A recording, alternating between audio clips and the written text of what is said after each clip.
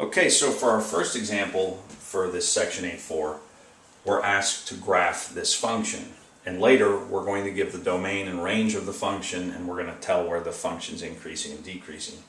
But first, before we graph this, I want to list the properties for this function.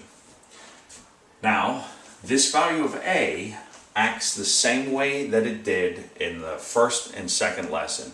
A is always going to determine whether it opens up, whether it opens down, whether the shape is general, wide, or narrow. So let's answer these questions. Does it open up or down? That's positive. It's going to open up. Line of symmetry. Line of symmetry. This now is going to be different. Everything we've seen prior to this, the graphs of the parabola have not shifted left or right. So the line of symmetry was always the y-axis. It was always x equals 0. So now we have to remember, if we're subtracting 2 from x, are we going to shift that to the left, or are we going to shift that to the right?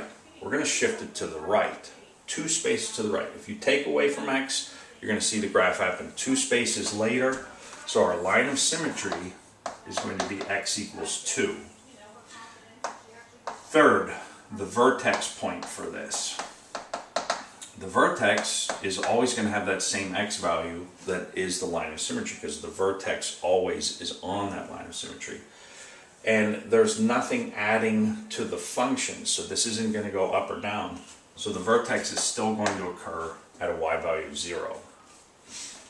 The shape of this one, that 1/2 is what's going to dictate the shape. The shape is going to be wide. Now we're going to make a table of values for this. So we're going to set up x and f of x. Now when we do our table, what I want to do is always put the vertex in the middle. The vertex is happening at 2, 0. All of the parabolas we've done prior to this, the vertex has happened at 0. So we were able to go to the right and to the left just by counting 0, 1, 2, 0, -1, -2. We're going to do the same thing, but now it's for 2. So if we go forward, we would go to 3. When I say forward, I mean to the right. We would go 3, then 4, then 5. If we go to the left, we would go 1, 0, -1. But I have that pesky 1/2 here. If I want to avoid fractions, what I ultimately want to do is I want to square values that are even. So to maintain the values being even, I'm going to go 2 away from this, and then 4 away from this, and then 6 away from this. So I'm going to go an even amount away from that. So my first one's going to be 4. So that's going to tell me I went 2 away to the right. To go 2 away to the left is going to be 0. Do you see what I'm saying? I went +2 and then -2. Now, the value I get here will mimic and be right here because of the symmetry of parabolas. Let's put in 4 just so you can see we're going to end up with a nice integer, and whenever we calculated 0, we're going to get the same value. Let's put in 4. 4 minus 2 is 2. Squaring 2 gets us 4, and it's easy to take a half of 4. A half of 4 is 2. And I'm telling you, when you put in 0, you're going to get 2 again. Let's put in 0. 0 minus 2 is -2. When you square -2, you get +4. Half of 4, there's your 2. I'm still going to go another jump of 2, again, so I can avoid fractions. So I'm going to go 2 away from 4 to get 6. Now if I go 2 to the left of 0, I'm going to be at -2.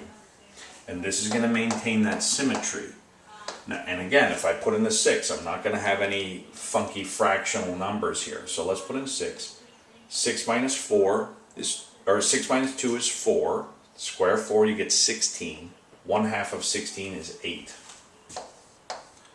And you can trust me that this is going to be +8 because of the symmetry, but just to squash any doubts you may have, we're going to put in -2 and actually show that we do get 8.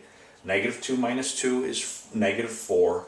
Square -4, you get +16. 1/2 of +16 is that 8 that we were predicting. So now we can give a sketch of this graph.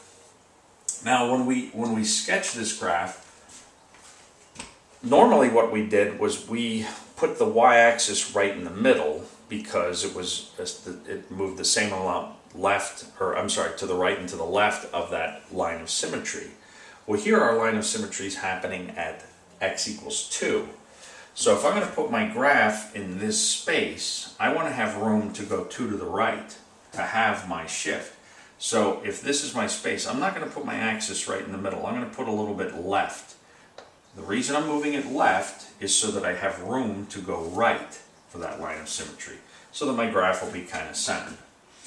This parabola opens up, and we're only seeing positive y values above that vertex, so we can put this axis low here.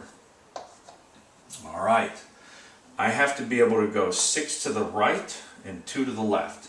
So 1, 2, 3, 4, 5, 6, and then 1, 2. There's my negative 2 to the left, there's my 2 to the right, and what the heck, I'll number every 2 on my x-axis.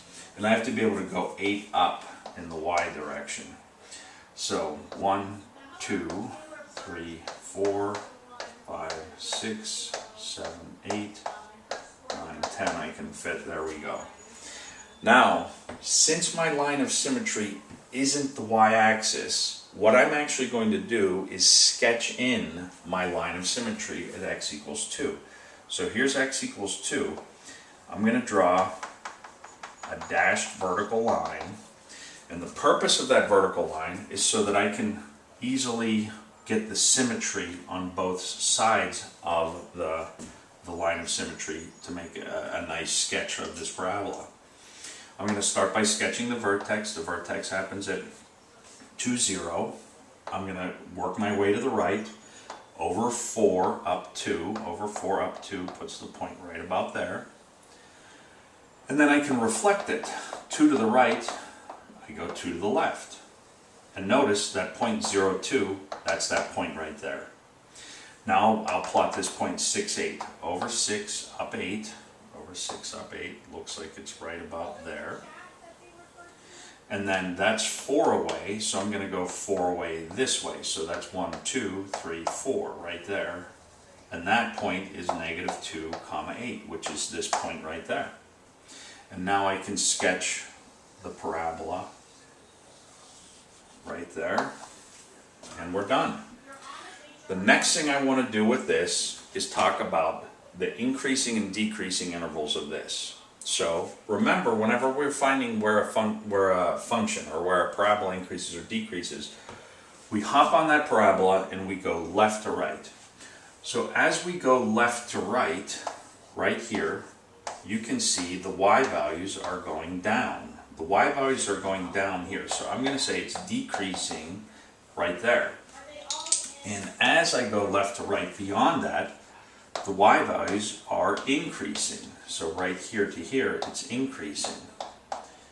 So to describe where is it increasing and where is it decreasing, we could say it's increasing where what our x values are. What are our x values where it's increasing? Our x values are more than 2.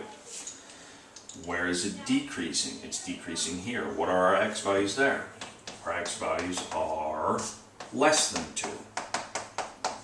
X is less than 2. So that's where it's increasing, that's where it's decreasing. The next thing I want to do is give the domain and range. The domain of this. Well, if we look along our x-axis, this goes forever left and it goes forever right, and it hits everything. There's no x values it never hits, so our domain is going to be the set of all reals. Set of x such that x is an element of the reals. And what's our range? Our range for this function is going to be all the y values we see. The y values we see, the lowest y value we see is 0, and we see every y value beyond it. So the range for this is going to be the set of all y is greater than or equal to 0. Sorry, I'm running out of room. Normally I don't do this on a board this small.